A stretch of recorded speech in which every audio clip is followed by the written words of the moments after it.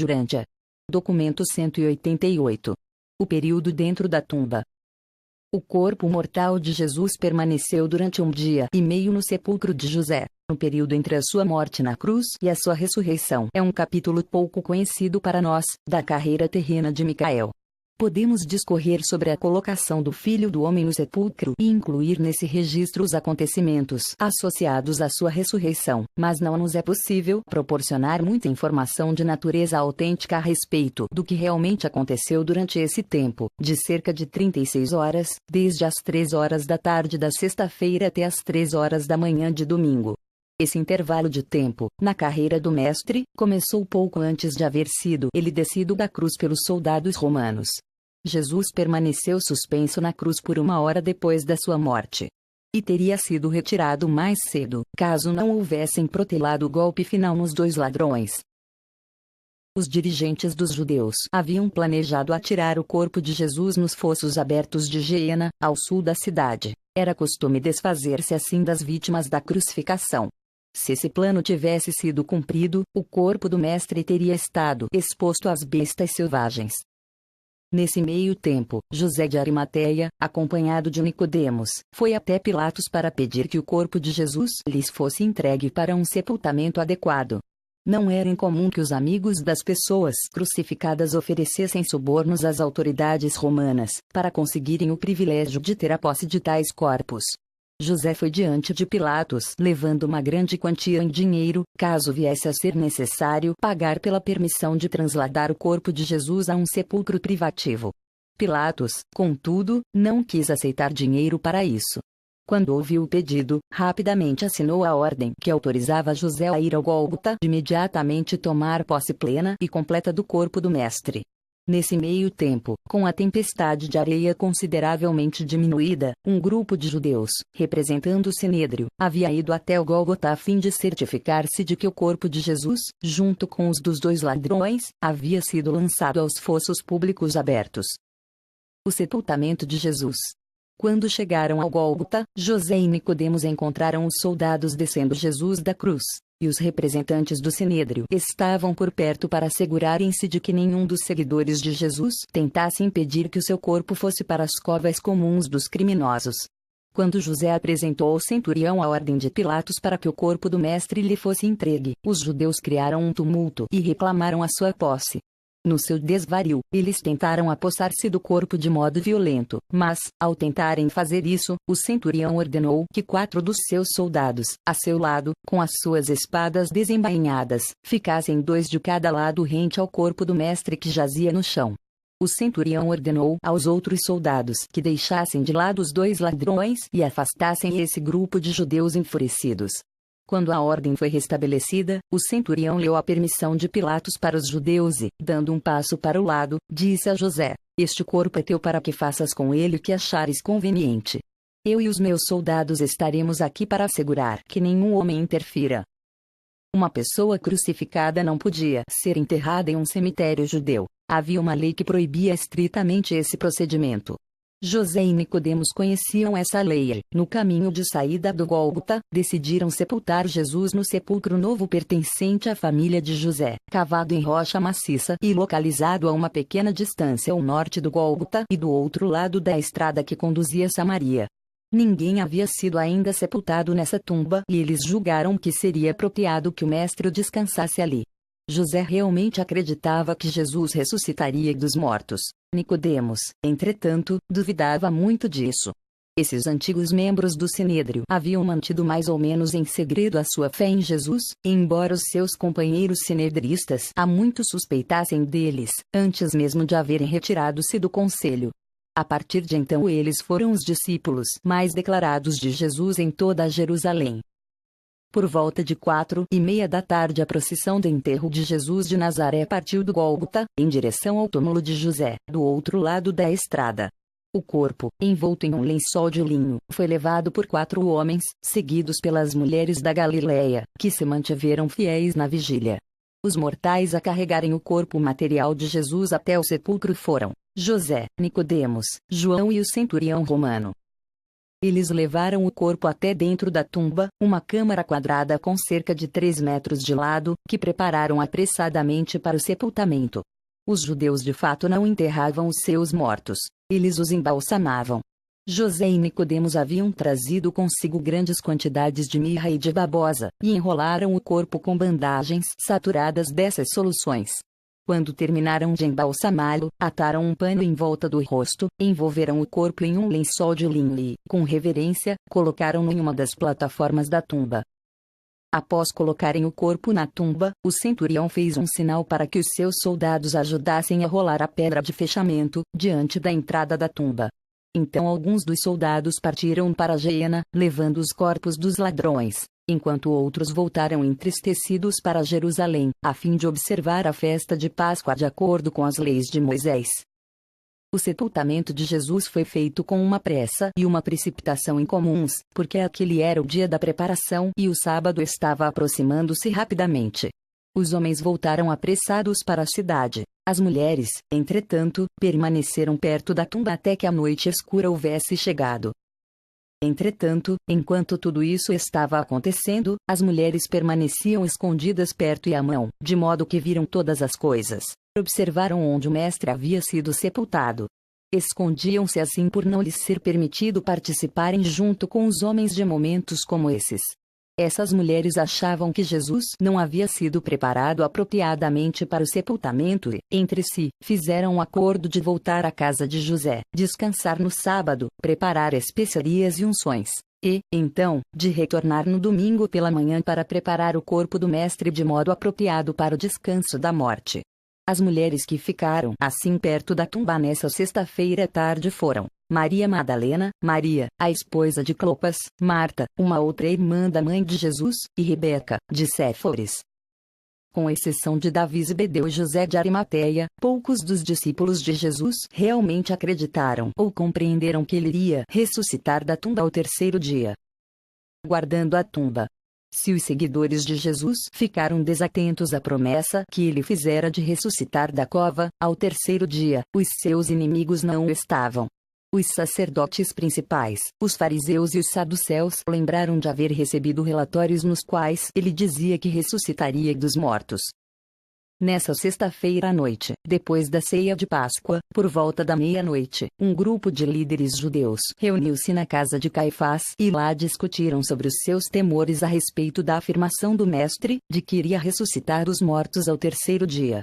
Essa reunião terminou com o compromisso de que um comitê de sinedristas visitaria Pilatos, bem cedo no dia seguinte, levando o pedido oficial do Sinédrio para que uma guarda romana fosse postada diante da tumba de Jesus a fim de impedir que os seus amigos forçassem a entrada. O porta-voz desse comitê disse a Pilatos: Senhor, lembramo-nos de que esse farsante, Jesus de Nazaré, disse, quando ainda estava vivo: após 3 dias eu ressuscitarei. E por isso estamos diante de ti a fim de pedir que emitas as ordens para que o sepulcro fique seguro contra os seus seguidores, ao menos de até depois do terceiro dia. Tememos muito que os seus discípulos possam vir e levá-lo consigo à noite, e, então, proclamar ao povo que ele ressuscitou dos mortos. Se permitirmos que isso aconteça, terá sido um erro ainda muito pior do que deixar que ele vivesse. Ao ouvir esse pedido dos sinedristas, Pilatos disse: Dar-vos-ei uma guarda de 10 soldados. Ride e fazei com que a tumba fique segura. Eles foram de volta ao templo, recrutaram 10 dos próprios guardas, e, então, marcharam para a tumba de José com esses 10 guardas judeus e os 10 soldados romanos, ainda nesse sábado de manhã, para deixá-los de vigia diante da tumba. Esses homens rolaram uma outra pedra diante da tumba e colocaram o selo de Pilatos nas pedras em torno delas, para que não fossem mexidas sem o seu conhecimento. E esses 20 homens permaneceram de vigia até a hora da ressurreição, com os judeus levando-lhes comida e bebida. Durante o sábado. Durante esse sábado, os discípulos e apóstolos permaneceram escondidos, enquanto toda Jerusalém falava da morte de Jesus na cruz. Aproximadamente 1,5 milhão de judeus estavam presentes, então, em Jerusalém nessa ocasião, haviam vindo de todas as partes do Império Romano e da Mesopotâmia. Era o começo da semana da Páscoa, e todos esses peregrinos que se encontravam na cidade saberiam da ressurreição de Jesus e levariam essa notícia quando voltassem aos seus lares. Na noite de sábado, bem tarde, João Marcos convocou os 11 apóstolos secretamente para virem à casa do seu pai, onde, pouco antes da meia-noite, todos estavam reunidos na mesma sala de cima, em que haviam compartilhado da última ceia com o seu mestre 2 noites antes. Maria, a mãe de Jesus, com Ruth e Judá, voltou a Betânia para juntar-se à sua família, antes de escurecer, nessa tarde de sábado. Davi Zebedeu ficou na casa de Nicodemos, onde havia marcado de reunir-se com os seus mensageiros, no domingo pela manhã, bem cedo. As mulheres da Galileia, que estiveram preparando especiarias, para de novo embalsamar o corpo de Jesus, permaneciam na casa de José de Arimateia. Não estamos plenamente habilitados para explicar exatamente o que sucedeu a Jesus de Nazaré durante esse período de 1 dia e meio, no qual se supõe que ele tenha estado descansando na tumba de José. Aparentemente ele teve, na cruz, a mesma morte natural que qualquer mortal teria tido em circunstâncias semelhantes. Ouvimo-lo dizendo: Pai, nas tuas mãos encomendo meu espírito. Contudo, não entendemos plenamente o significado de tal afirmação, pois o seu ajustador do pensamento, há muito havendo sido personalizado, mantinha, por esse fato, uma existência independente do ser mortal de Jesus. De nenhum modo, o ajustador personalizado do Mestre poderia ser afetado pela sua morte física na cruz. O que Jesus colocou nas mãos do Pai pode ter sido, ali, naquele momento, a contraparte espiritual do trabalho inicial do ajustador na espiritualização da mente mortal, de modo a proporcionar uma transferência transcrita da experiência humana de Jesus para os mundos das mansões. Deve ter havido alguma realidade espiritual, na experiência de Jesus, que tenha sido análoga à natureza espiritual, ou à alma, dos mortais das esferas, cuja fé é crescente. Entretanto, essa é, meramente, a nossa opinião, pois realmente não sabemos o que Jesus encomendou ao seu Pai. Sabemos que a forma física do Mestre descansou na tumba de José até cerca das 3 horas na manhã de domingo. Não estamos plenamente seguros, todavia, a respeito de qual status teria tido a personalidade de Jesus durante aquele período de 36 horas. Algumas vezes, chegamos a ousar explicar essas coisas para nós próprios, do modo como a seguir está exposto. A consciência de credor de Micael deve ter estado ampla e totalmente livre e independente da sua mente mortal ligada à encarnação física. Sabemos que o ajustador do pensamento que serviu a Jesus esteve presente na Terra durante esse período, pessoalmente encarregado do comando das hostes celestes reunidas.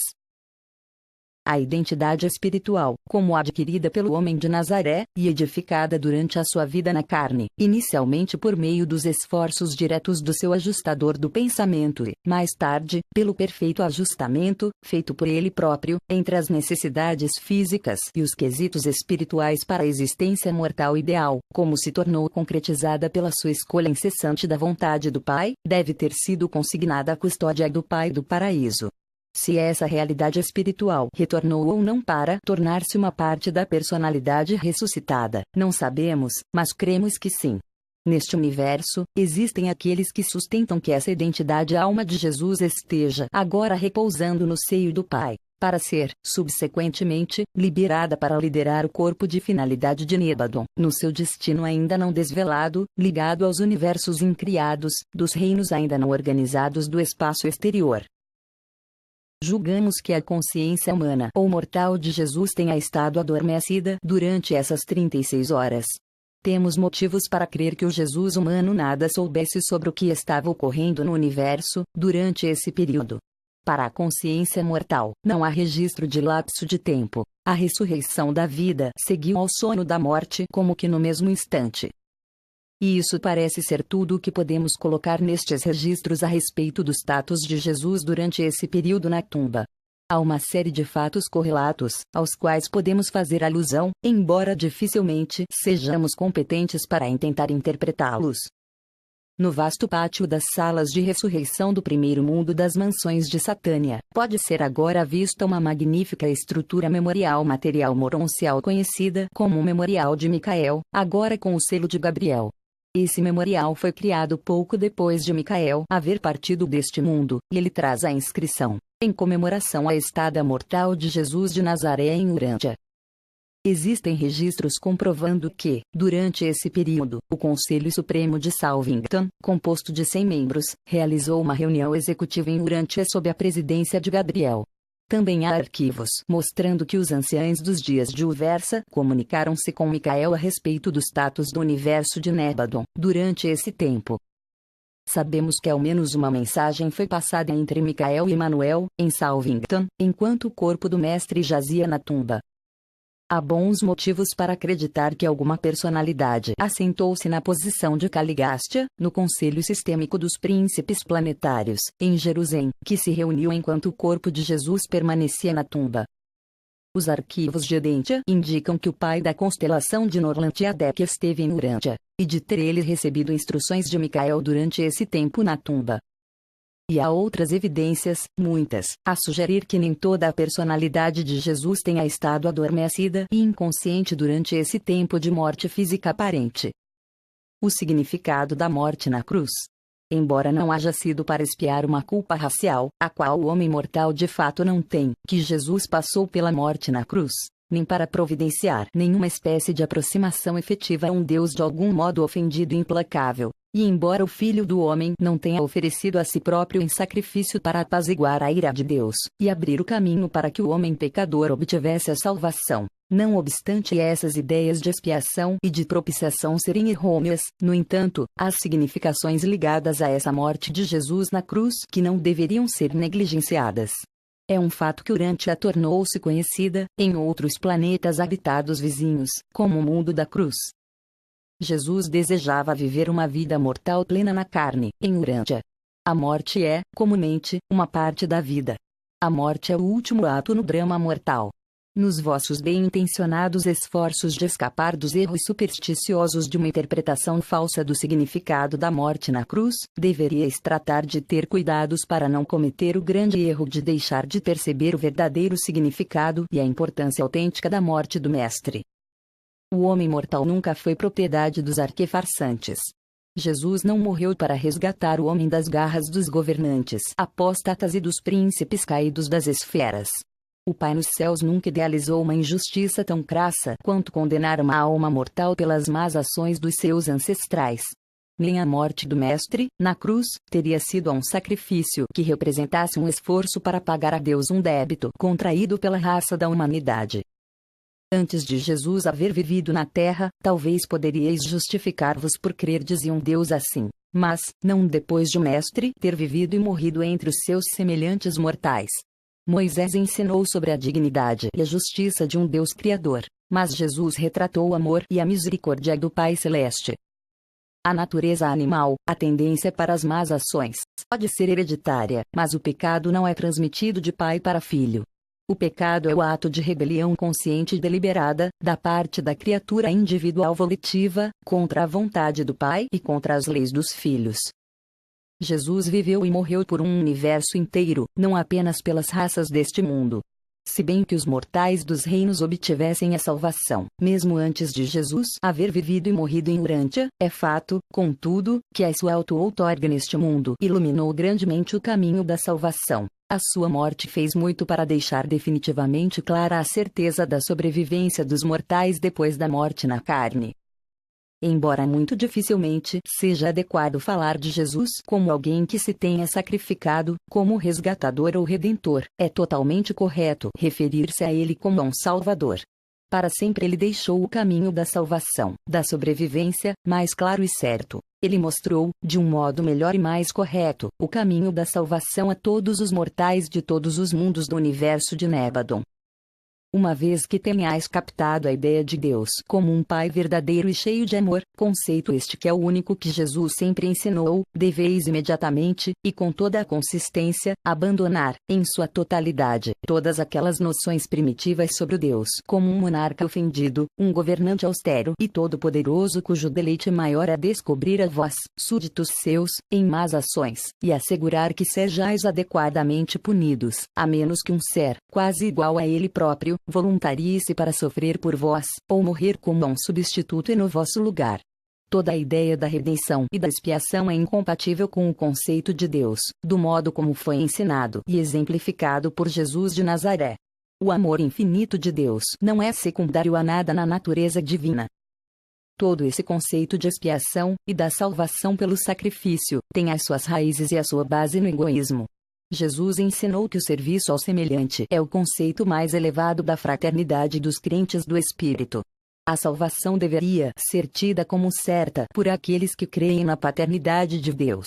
A principal preocupação do crente não deveria ser o desejo egoísta da salvação pessoal, mas, sim, o impulso não egoísta de amar ao semelhante, consequentemente, de servir ao próximo como Jesus amou e serviu aos homens mortais. Os crentes autênticos não se preocupam tanto com as punições futuras para o pecado. O crente real está preocupado apenas com o seu distanciamento momentâneo de Deus. A verdade é que pais sábios podem castigar os seus filhos, mas tudo isso eles fazem por amor e com o propósito de corrigir. Eles não punem com raiva, nem castigam por represália. Ainda que Deus fosse um monarca austero e legalizador, de um universo no qual a justiça reinasse suprema, certamente ele não estaria satisfeito com o esquema infantil de substituir um ofensor culpado por um sofredor inocente. A grande coisa sobre a morte de Jesus, no que se relaciona ao enriquecimento da experiência humana e à ampliação do caminho da salvação, não é o fato da sua morte, mas antes a maneira magnífica e o espírito sem par com o qual ele enfrentou a morte. Toda essa ideia da redenção na expiação coloca a salvação em um plano de realidade, tal conceito sendo puramente filosófico. A salvação humana real é baseada em duas realidades que podem ser captadas pela fé da criatura e daí tornam-se incorporadas à experiência individual humana: o fato da paternidade de Deus e a verdade correlata da fraternidade dos homens. É verdade, afinal, que sereis perdoados das vossas dívidas, assim como perdoardes aos vossos devedores. As lições da cruz. A cruz de Jesus representa a medida plena da devoção suprema do verdadeiro pastor, até mesmo pelos membros indignos do seu rebanho. Ela coloca, para sempre, todas as relações entre Deus e o homem na base da família. Deus é o Pai, o homem é o seu filho. O amor de um pai pelo seu filho, torna-se a verdade central nas relações universais de Criador e criatura, não a justiça de um rei que busca a satisfação nos sofrimentos e nas punições do súdito que comete o mal. A cruz mostra, para sempre, que a atitude de Jesus para com os pecadores não foi nem de condenação nem de indulgência, mas de salvação eterna por amor. Jesus é verdadeiramente um Salvador, no sentido de que a sua vida e a sua morte conquistam os homens para a bondade e para a sobrevivência justa. Jesus tanto ama os homens, que o seu amor desperta uma resposta de amor no coração humano. O amor é verdadeiramente contagioso e eternamente criativo. A morte de Jesus na cruz exemplifica um amor suficientemente forte e divino para perdoar o pecado e para absorver toda a maldade. Jesus revelou a este mundo uma qualidade mais elevada de retidão do que a justiça, mais que a mera diferença técnica entre o certo e o errado. O amor divino não perdoa os erros meramente. Ele absorve-os e, de fato, destrói-os. O perdão do amor transcende totalmente o perdão da misericórdia. A misericórdia põe de lado a culpabilidade do mal. O amor, todavia, destrói o pecado para sempre e toda a fraqueza resultante dele. Jesus trouxe um novo método de viver para o grande. Ele nos ensinou, não a resistir ao mal, mas a encontrar, por intermédio dele, Jesus, uma bondade que destrói eficazmente o mal. O perdão de Jesus não é a condescendência da remissão, é a salvação da condenação. A salvação não menospreza os erros, endireita-os. O verdadeiro amor não faz concessões nem indulgências ao ódio, ele o aniquila. O amor de Jesus nunca está satisfeito apenas com o mero perdão. O amor do Mestre implica a reabilitação, na sobrevivência eterna. É perfeitamente correto falar de salvação como redenção, se com isso vos referirdes a essa eterna reabilitação. Com o poder do seu amor pessoal pelos homens, Jesus pôde romper a influência do pecado e do mal. E, com isso, ele libertou os homens para escolher melhores modos de viver. Jesus retratou uma libertação do passado que, em si mesma, promete um triunfo para o futuro. O perdão dado assim provê a salvação. A beleza do amor divino, quando plenamente aceito no coração humano, destrói, para sempre, a fascinação do pecado e o poder do mal. Os sofrimentos de Jesus não se limitaram à crucificação. Na realidade, Jesus de Nazaré passou mais de 25 anos na cruz de uma vida mortal intensa e real. O valor real da cruz consiste no fato de que essa foi a expressão suprema e final do seu amor, a completa revelação da sua misericórdia. Em milhões de mundos habitados, dezenas de trilhões de criaturas em evolução, que podem ter sido tentadas a desistir da luta moral e abandonar a boa luta da fé, lançaram um novo olhar para Jesus na cruz e então continuaram no seu caminho, inspiradas pela visão de Deus, entregando a sua vida encarnada em devoção ao serviço não egoísta do homem. O triunfo da morte na cruz está resumido no espírito da atitude de Jesus para com aqueles que o atacavam. Ele fez da cruz um símbolo eterno do triunfo do amor sobre o ódio, e da vitória da verdade sobre o mal, quando ele orou: Pai, perdoa-os, pois eles não sabem o que fazem. Essa devoção do amor contagiou todo um vasto universo, e os discípulos contraíram-na do seu mestre. O primeiro instrutor desse evangelho, que foi chamado a entregar a sua vida nesse serviço, disse, quando o apedrejavam até a morte, que esse pecado não recaia sobre eles. A cruz exerce um apelo supremo sobre o que há de melhor no homem, porque revela alguém que estava disposto a entregar a sua vida no serviço dos seus semelhantes. Amor maior que esse nenhum homem pode ter, o de alguém que está disposto a entregar a sua vida pelos seus amigos. Jesus tinha o amor que o fazia disposto a entregar a própria vida pelos seus inimigos, um amor maior do que qualquer amor que até então havia sido conhecido na terra. Em outros mundos, tanto quanto em Urântia, esse espetáculo sublime da morte do Jesus humano numa cruz no Gólgota estimulou as emoções dos mortais, ao mesmo tempo em que despertou a mais elevada devoção dos anjos. A cruz é aquele símbolo elevado do serviço sagrado, da devoção da vida de uma pessoa ao bem-estar e à salvação do semelhante. A cruz não é o símbolo do sacrifício do Filho de Deus inocente no lugar dos pecadores culpados, feito para apaziguar a ira de um Deus ofendido. A cruz, ao contrário, permanece para sempre, na terra e em todo um vasto universo, como um símbolo sagrado dos bons, doando a si próprios aos maus e com isso salvando-os por meio dessa mesma devoção de amor. A cruz vale verdadeiramente como insígnia da mais alta forma de serviço generoso, da devoção suprema na doação total de uma vida de retidão ao serviço sincero da ministração, até a morte na cruz. E a própria visão desse grande símbolo da vida de auto-outorga e de entrega de Jesus nos inspira verdadeiramente, a todos nós, a querer fazer a mesma coisa. Quando os homens e as mulheres, que sabem pensar, contemplam a Jesus oferecendo a sua vida na cruz, dificilmente se permitirão queixar-se de novo, diante mesmo dos sofrimentos mais severos da vida, e, muito menos, diante de pequenos embaraços e mágoas puramente fictícias. A sua vida foi tão gloriosa e a sua morte tão triunfante que ficamos todos seduzidos e com a disposição de compartilhar de ambas. Toda a doação da auto-outorga de Micael exerce um verdadeiro poder de atração, desde os dias da sua juventude até o espetáculo opressivo da sua morte na cruz. Então, assegurai-vos de que, ao contemplardes a cruz como uma revelação de Deus, não a enxergueis com os olhos do homem primitivo, nem do ponto de vista do homem bárbaro mais recente, que consideravam Deus como sendo um soberano implacável que exerce uma justiça severa e uma aplicação rígida da lei. Assegurai-vos, antes, de que vereis na cruz a manifestação final do amor e a devoção de Jesus à missão da sua vida de auto-outorga às raças mortais do seu vasto universo. Vede na morte do Filho do Homem o auge do desdobramento do amor divino do Pai pelos seus filhos das esferas mortais. A cruz assim retrata a devoção da vontade afetuosa e a concessão da salvação voluntária àqueles que estão dispostos, por ato de vontade, a receber tais dádivas e tal devoção. Nada há na cruz que tivesse sido pedido pelo Pai, apenas tudo aquilo que Jesus deu, com toda a disposição da sua vontade, e aquilo que se recusou a evitar. Se o homem não pode valorar Jesus de algum outro modo, nem compreender o significado da sua auto-outorga na terra, ele pode, ao menos, compreender a irmandade companheira dos seus sofrimentos mortais. Nenhum homem jamais pode temer que o Criador desconheça a natureza ou a extensão das aflições temporais próprias dele. Sabemos que a morte na cruz não existiu para efetivar a reconciliação do homem com Deus, mas sim para estimular o entendimento que o homem pode ter do amor eterno do Pai e da misericórdia sem fim do seu Filho, e para difundir essas verdades universais a um universo inteiro. Durante a documento